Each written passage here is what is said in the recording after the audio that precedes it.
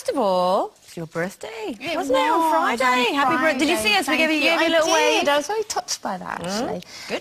But I was working on Friday, so I couldn't really celebrate it so much. But I got home at about 8 o'clock at night, and my boys were there with their friends, and Ray and Kira and all that. And they'd put banners and balloons up and blah, blah, blah. And it was really lovely, a little cake. Kira brought in a little cake. So I thought, oh, that's a nice way to end the day. And then Ray said, I'm taking you out for a meal tomorrow, which is like 10 years he's never taken me out for a meal. So I thought, it really is my birthday. And so I went up to get ready, all excited, kind of thinking, oh, God, this... We were all going with the kids and everything, and they were like, you know, it's kind of smart cash, don't get too dressed up, but, you know, blah, blah, blah. Came downstairs, walked back in my kitchen and sat down to watch the end of this programme while I was waiting for everyone. And then Ray said, come on, we're going to be late. And I said, I've got to watch the end of this. And then I felt bad, because I thought he's taking me out for a meal and I want to watch telly.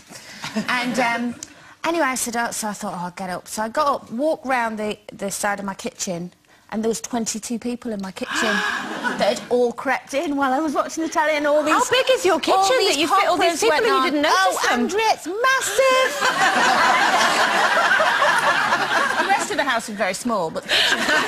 And they all let off the pot. It was all my family from Blackpool and everything. It was absolutely... I had no idea. And I jumped about 10 foot in the air. When they all went surprised. No, when you have no idea. I nearly had a heart attack. I would have gone...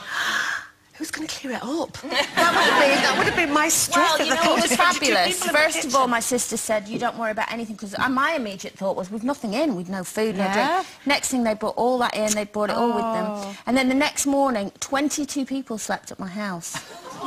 Now, I haven't got 22 bedrooms. I have 4 bedrooms, but there was bodies everywhere, including on the landing, in the hall, in the... I mean, it's brilliant. Brilliant. And they all brought sleeping bags and stuff. And then the next day, I woke up at 10 o'clock, because we didn't go to bed till 6. And I woke up at 10 and I thought, oh, I need to get down there before 22 people go down, make it even worse. I thought I'd clean it up. And my brother's friend, Dave Cregan, I shall name him, as I walked into the kitchen, was just finishing off mopping the kitchen floor. He was like the cleaning fairy. He'd cleaned, it was better than it ever looks. So I'm now living with him. Well, I didn't get a surprise this weekend. I gave a surprise, and I'm rubbish at surprises. I'd rather not even try. But basically, one night Steve and I were chatting, and it kind of came up in conversation, like it does. He said, do you know, I love you very much, but if there's ever anyone I would leave you for, it would be Helen Chamberlain on Soccer AM, because not only is she gorgeous, but she loves footy, and you could go to the pub and play darts with her. And who did I bump into the next night? But Helen. So I told her this. Well, anyway, we swapped numbers and we arranged to play a little trick on Steve. So on Saturday... What, you woke up with Helen Chamberlain? Yeah! No, on Saturday, I pretended I had to go out to work, but actually I wasn't going to work. Well, have a look at this. This is where I was on Saturday. I'm here to play a trick on my husband, Steve. Yes. Hello, Steve. That's when you came out, isn't it? You were waving and pointing at Steve. Steve doesn't know you're here. Steve doesn't know I'm here. He thinks I'm somewhere else and working. In fact, I texted him just about 3 minutes ago to say I'm nearly home. Yeah. Okay. So, but I'm not. I'm here. I'm so impressed. And can I just say, hello Helen, and hello Max, and hello everyone on Soccer AM. They were fab. And I forgot to bring my Soccer AM mug in, but I'm going to try and get you a loose women one so we can do a swapsy. It was great fun. I'm really jealous of you. It was fun. Being a Soccerette, that's quite cool though, isn't it? I know, not me. I was Nana Soccerette. Now, moving on, the French President Nicolas Sarkozy and his wife Carla Bruni were photographed out in Paris voting in regional elections. With speculation rife about the state of their marriage, it was hoped that the appearance would quash the recent rumours. However, when Monsieur Sarkozy made repeated attempts to clasp his wife's hand, she didn't want to accept it. So she's well and truly palmed him off.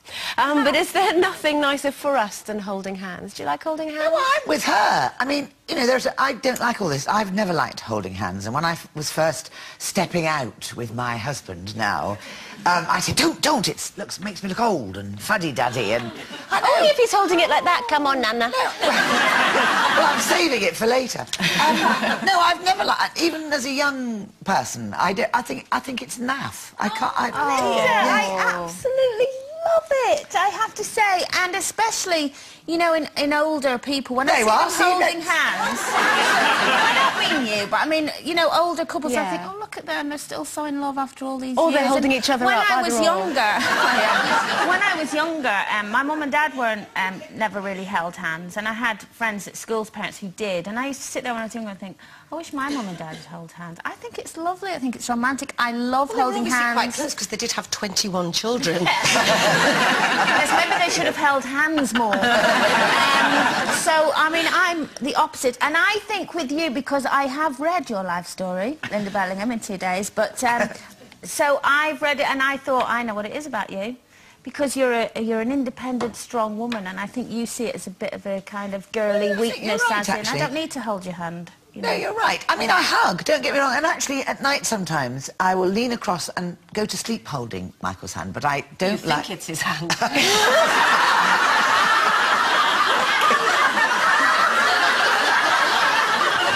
Yes, my cuddly toy. Do you hold Tim's hand then, Denise? No, he'd like me to hold his hand a lot more. I'm not a great... I love when you see really sort of little old couples holding hands down the road and everything, and I do like to see that. But the reason that I don't like holding hands with Tim is because he walks slower than me. So I'm sort of like forging on ahead to go where I want to go to, and he goes, and I go, oh, for goodness sake! What do you... It's like, get off! It's like, get off! And he sort of like holds me back with it. So it's just really irritating. So it's not for any other reason than that. It's just, I find that I'm sort of lurched and my arm comes out the socket. And because he wants me to walk at, he's wanting me to walk at his pace. Yeah. However, I love holding, obviously, my children's hands. Matthew says, Mum, I'm 21 in a couple of weeks. Can you please stop doing that? Because we both do that to the older ones when we're crossing a road. We still do that sort of holding hands thing.